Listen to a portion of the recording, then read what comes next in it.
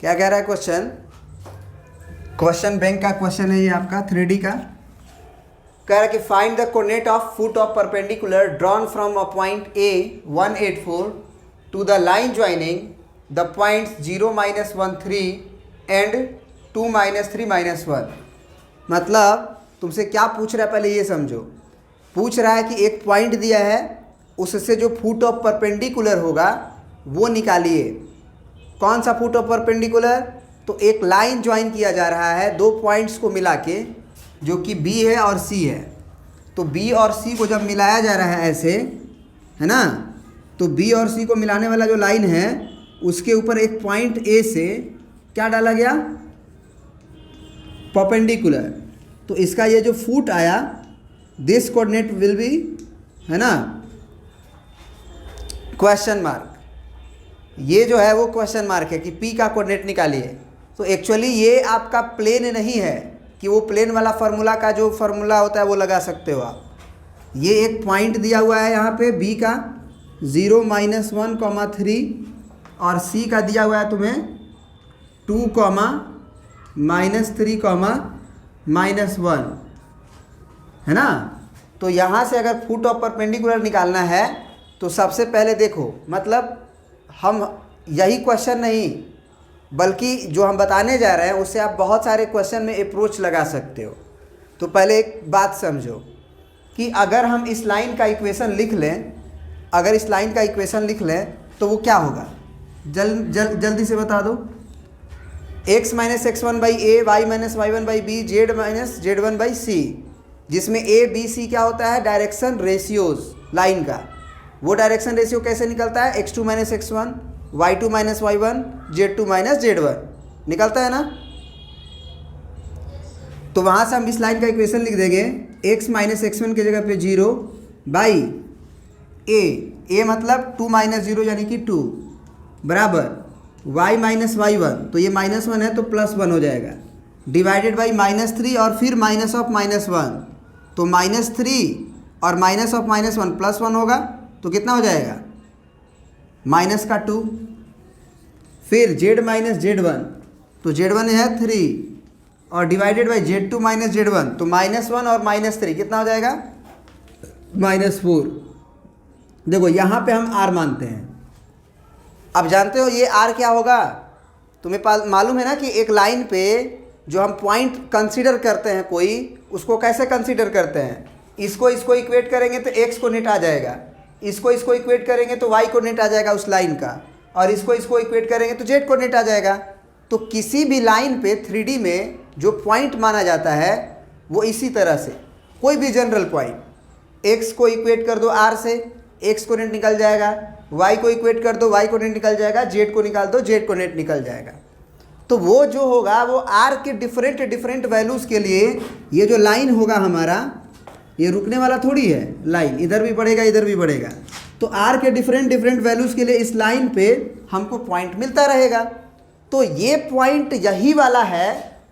इस बात की मतलब इस बात को यूज करेंगे कि वो यही वाला हम पॉइंट लिख रहे हैं, यही वाला पॉइंट लिख रहे हैं। तो यही वाला पॉइंट के पास क्या स्पेशलिटी है? केवल यही वाला पॉइंट के बाद क्या स्पेशलिटी है कि यहाँ से जब ये ज्वाइन करेंगे तो वो परपेंडिकुलर है इस लाइन के। मतलब कि इस लाइन का डायरेक्शन रेशियो और इस लाइन का डायरेक्शन रेशियो का डॉट प्रोडक्ट 0 होगा।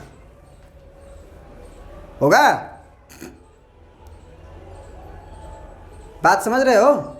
तो वो स्पेशलिटी जब हम यूज करेंगे कि अगर ये पॉइंट वाला हम r वाला लिखे हैं, माने इस लाइन पे जो पॉइंट माने हैं वो यहाँ वाला अगर है, तो इस लाइन का डायरेक्शन रेशियो और इस लाइन का डायरेक्शन रेशियो आपस में परपेंडिकुलर हैं, तो दोनों का डॉट प्रोडक्ट 0 होगा। तो वहाँ से r निकल जाएगा, और जब r निकल जाएगा तो ये कोऑर्डिनेट निकल जाएगा।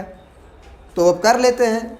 किसी भी कोई भी क्वेश्चन में यही थ्योरी आप यूज करोगे अपने दिमाग में। r एक वेरिएबल पॉइंट माने हो, r के अलग अलग वैल्यू के लिए अलग अलग पॉइंट मिलेंगे। अब जो तुम्हारा पॉइंट निकालना है वो यूज करो कि भैया ये पॉइंट होगा तो इसमें क्या बात यूज होगा, क्या स्पेशलिटी होगा, क्या कंडीशन होगा कि यही पॉइंट होगा। क्या पॉइंट यहाँ होगा तो क्या ये परपेंडिकुलर हो पाएगा? कभी नहीं हो पाएगा। केवल यही पॉइंट है जिसके चलते वो परपेंडिकुलर होगा, जो फुट ऑफ परपेंडिकुलर होगा बस। तो अब जो है आप क्या करेंगे, जनरल पॉइंट ऑन लाइन लिखोगे सॉल्यूशन में, general point on line joining B C, line joining B and C, B और सी को ज्वाइन करने वाला लाइन पर जो एक पॉइंट है जनरल पॉइंट, वो क्या होगा, तो x बराबर हो जाएगा हमारा 2r प्लस 0 को कोई मतलब नहीं है, y बराबर हो जाएगा हमारा -2r -1 और z बराबर हो जाएगा हमारा -4r और +3। ये जनरल पॉइंट हो गया। अगर p का कोऑर्डिनेट हमारे पास आ गया है, p का कोऑर्डिनेट जो भी आया है, 2r आया है, फिर कॉमा -2r -1 आया है, फिर -4r +3 आया है, -4r +3 आया है। तो अब हम कहेंगे कि इस लाइन का तो डायरेक्शन रेशियो 2 -2 और -4 है कि नहीं। इस लाइन का डायरेक्शन रेशियो निकाला जा सकता है, डायरेक्शन रेशियो ऑफ AP। तो AP का डायरेक्शन रेशियो कैसे निकालेंगे, P के कोऑर्डिनेट में से A के कोऑर्डिनेट घटा दो, तो 2r -1 कॉमा -2r -1 और फिर -8, तो -2r -9 होगा, कॉमा -4r +3 में से -4 घटाओगे तो -4r -7 होगा। Now AP is perpendicular to BC, AP is perpendicular to BC, hence दोनों का जो डॉट प्रोडक्ट है डायरेक्शन रेशियोज का वो 0 होगा।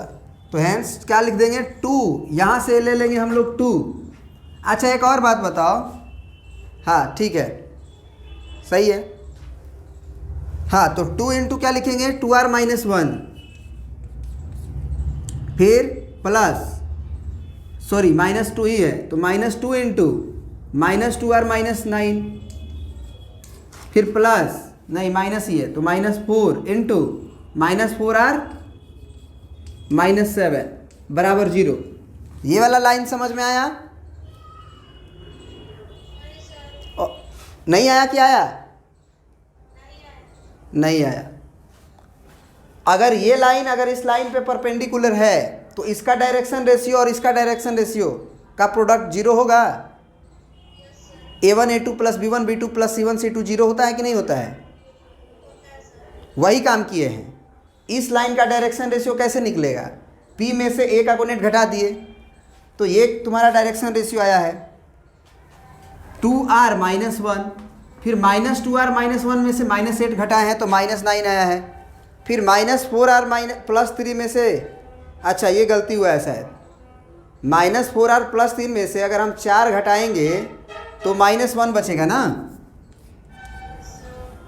-1 बचेगा, तो यहाँ पे आपका -1 होगा। बाकी सब तो ठीक है। अब जो है इस लाइन का डायरेक्शन रेशियो इसके नीचे होता है